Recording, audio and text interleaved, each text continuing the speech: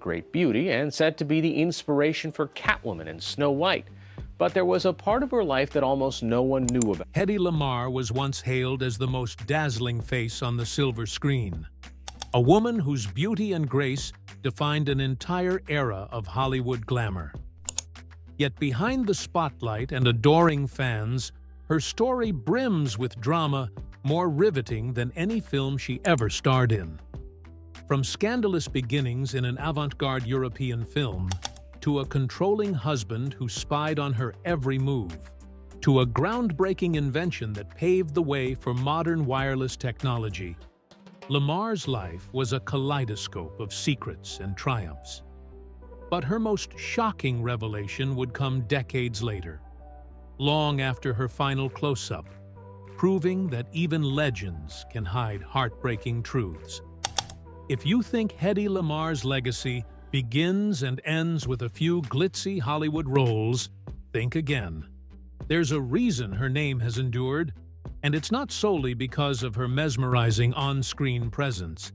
She was an icon, an innovator, and, as we'll see, a deeply complex soul haunted by some dark corners that never fully came to light until after her death.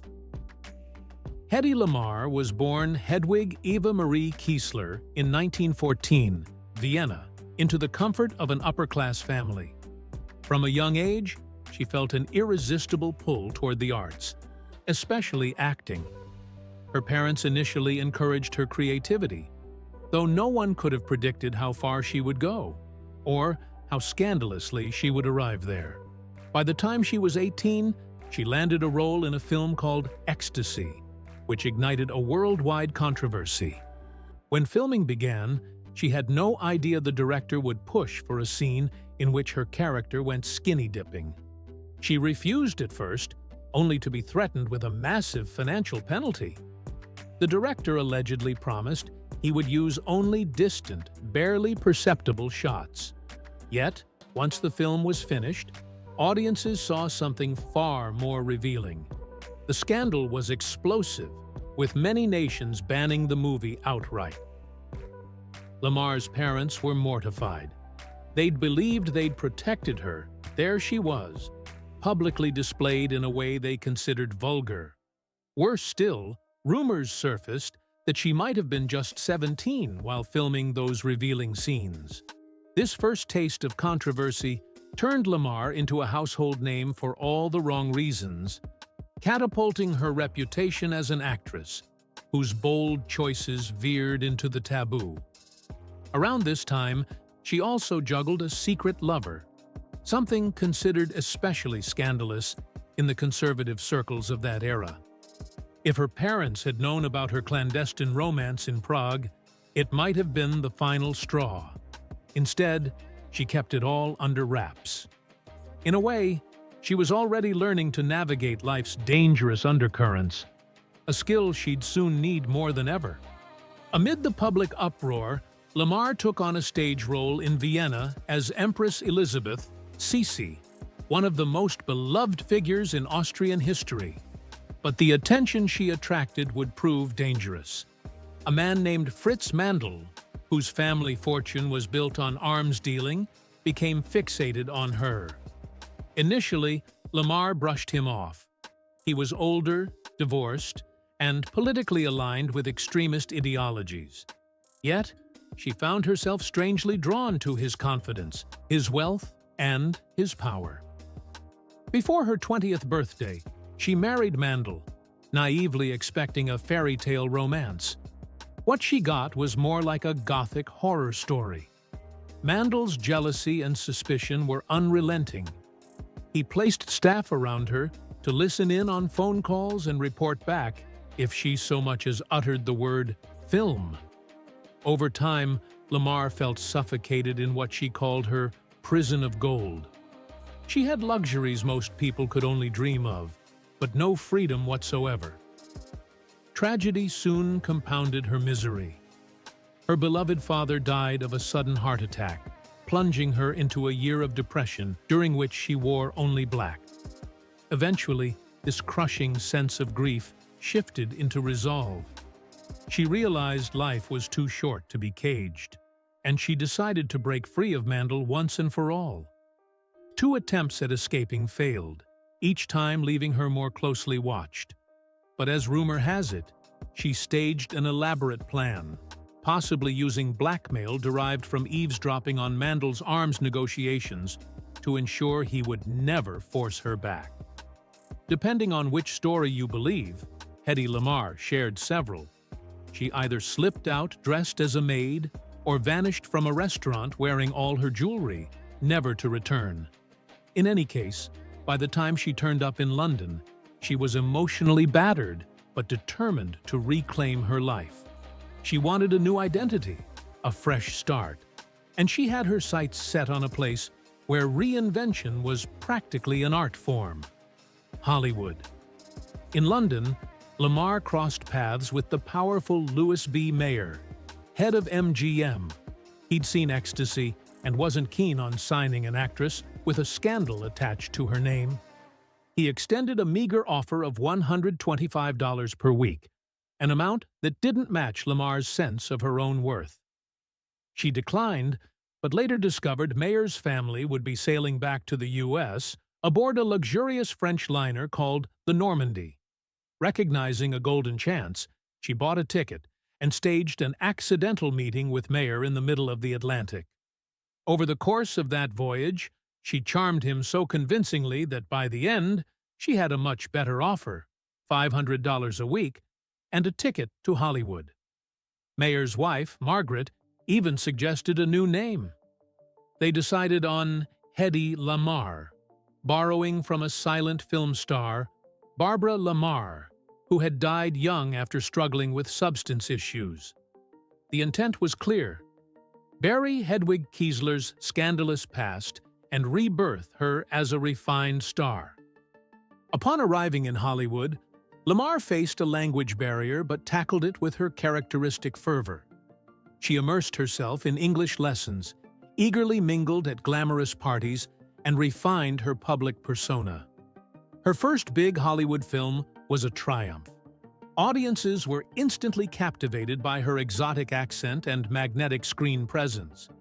Critics celebrated her as an overnight success, though scripts worthy of her talent proved harder to come by. Still, with each new project, she gained more confidence and clout. Off-camera, she mingled with high-profile figures like Howard Hughes, gleaning even more knowledge about inventions and technology that later proved invaluable. Meanwhile, the drumbeats of war across the ocean would soon shape her destiny in unexpected ways.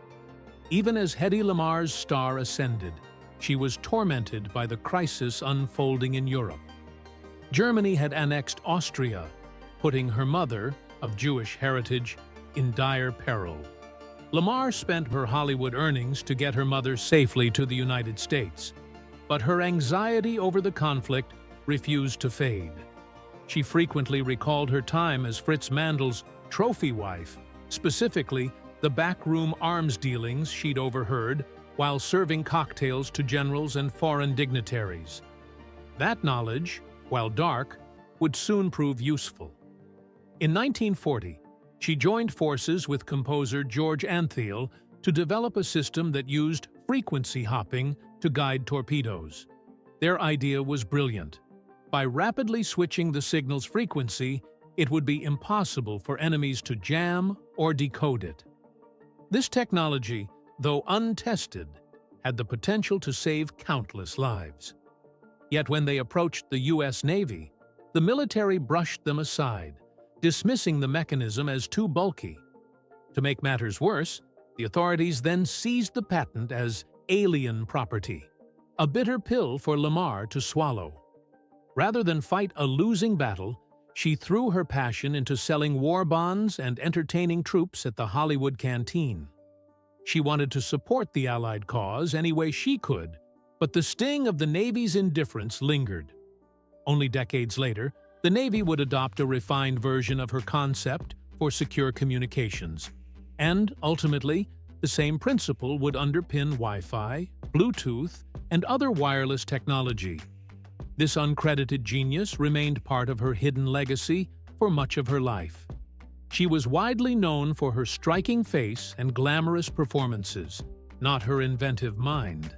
Yet to those who knew her best, it was obvious Hedy Lamarr was more than a Hollywood starlet. She was an intellectual force, destined to push boundaries wherever she turned. Alongside her promising career, Lamarr's personal life was already looking like a kaleidoscope of romantic chaos. She married a Hollywood producer named Gene Markey, and shortly thereafter, she began proceedings to adopt a baby boy. That child, named James, quickly became Hedy's pride and joy. Markey gave the boy his last name, but that was about the extent of his involvement. Work often kept them apart, and the marriage crumbled almost as quickly as it began. Hedy was left juggling film shoots, a blossoming social life, and motherhood, all under the unforgiving glare of Hollywood's rumor mill. As her second marriage imploded, Europe was in flames. Lamarr worried obsessively about innocent children caught in the crossfire, and the heartbreak she felt spurred her deeper into her inventing pursuits.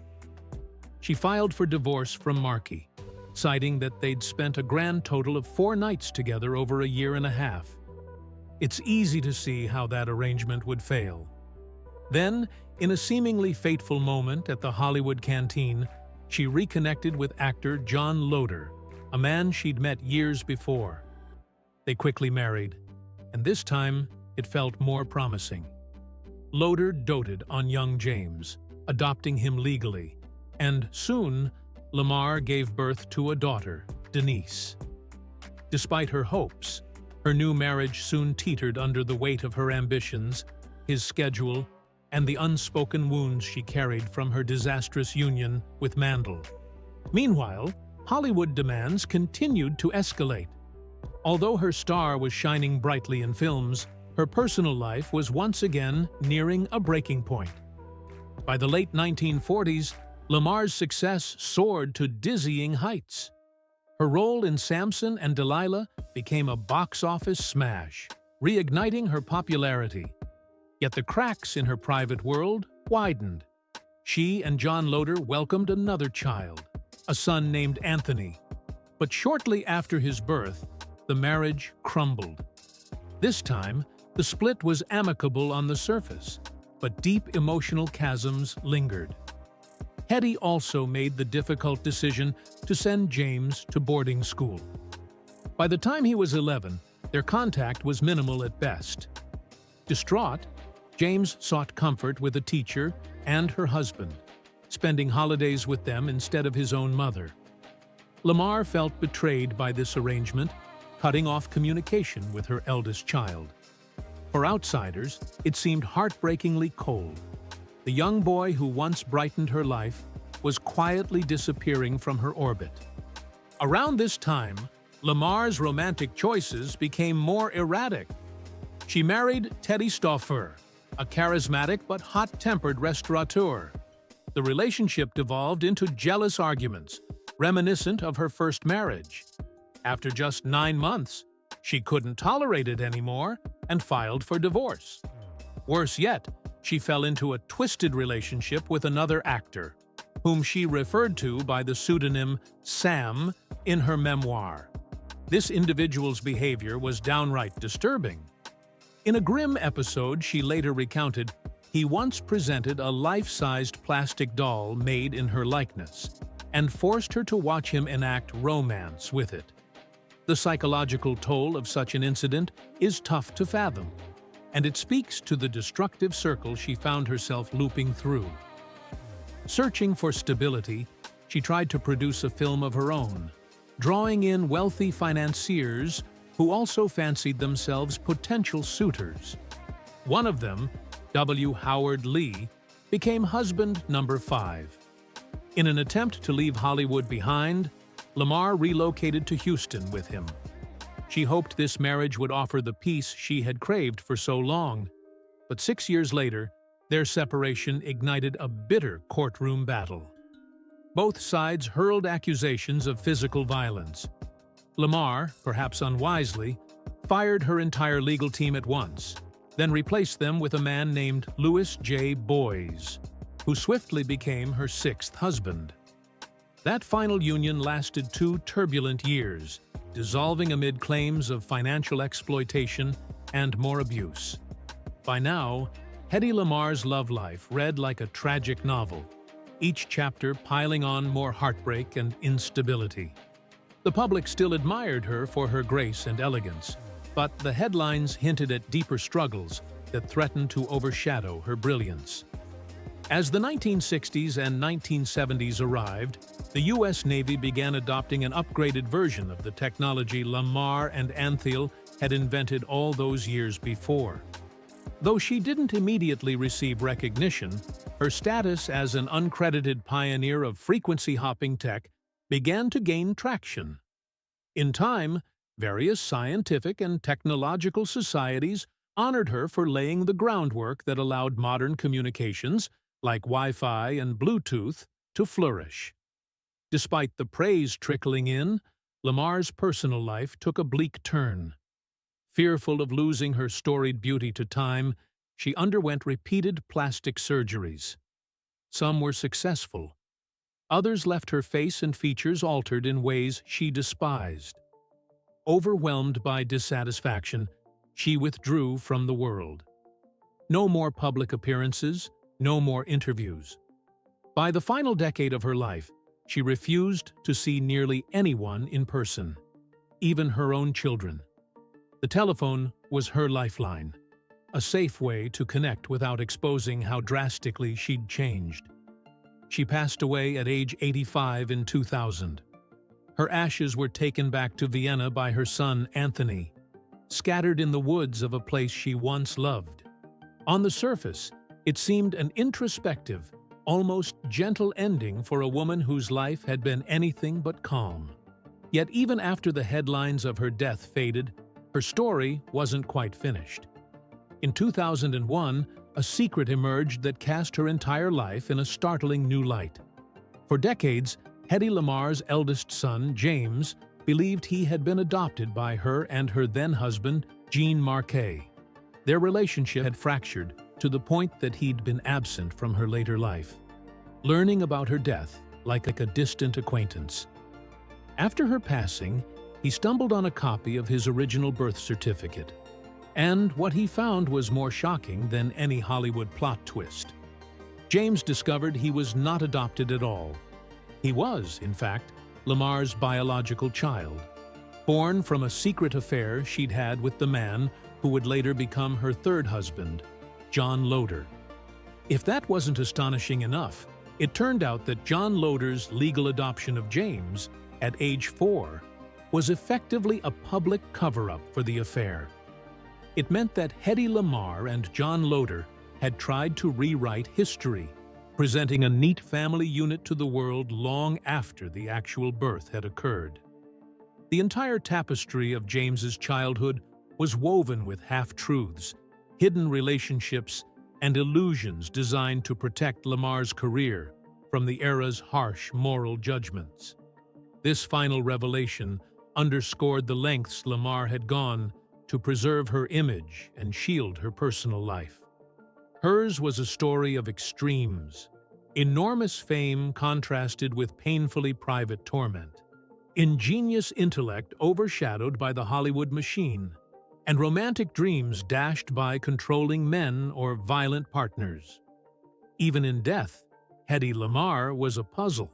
Yet we can't overlook her extraordinary accomplishments. She was more than a screen siren, more than a headline scandal, and more than a tragic recluse. With limited formal education, she co-invented a technology that revolutionized secure communications, saving countless lives and shaping the digital world we take for granted today. Her personal misfortunes speak to a pattern of exploitation and heartbreak. At the same time, her resilience is undeniable. She overcame betrayal, oppressive marriages, and cultural barriers to become a legend. Perhaps the true measure of her legacy is this: Hedy Lamarr remains a figure we're still piecing together, even now. Many know her for that early film scandal or her luminous roles in golden-era Hollywood classics. Others have discovered her as a pioneer of modern technology, and some remain fascinated by her private dramas, which were often darker and more twisted than any cinematic script could dare to depict.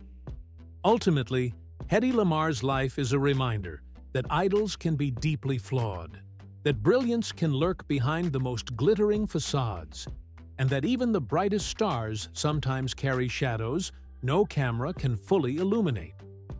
So, was Hedy Lamarr an ill-fated actress seeking genuine love, or a daring visionary far ahead of her time? The truth is, she was both, and more. Her story is a kaleidoscope of talent, tragedy, brilliance, and heartbreak, reminding us that the real person behind a famous face often remains hidden from the world. Even decades after her final bow, her inventions continue to shape our daily lives, and her cinematic legacy endures. Most hauntingly, her final secret about her son James shows that sometimes the biggest plot twist is the one that remains locked away until after the curtain falls.